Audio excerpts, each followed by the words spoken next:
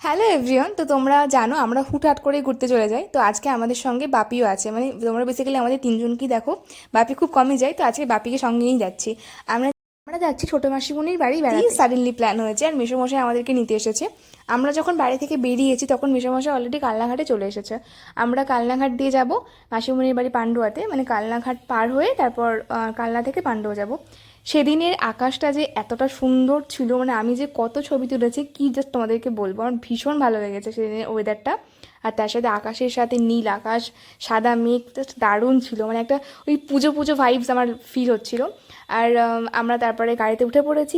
আমার ভীষণ খিদে পেয়ে গিয়েছিল রাস্তাতে, তো বাপিকে বললাম একটু পাউরুটি আর কলা নিয়ে নাও, সবাই মিলে খাওয়া হবে। তো বাপি সেটা নিয়েও নিয়েছিল।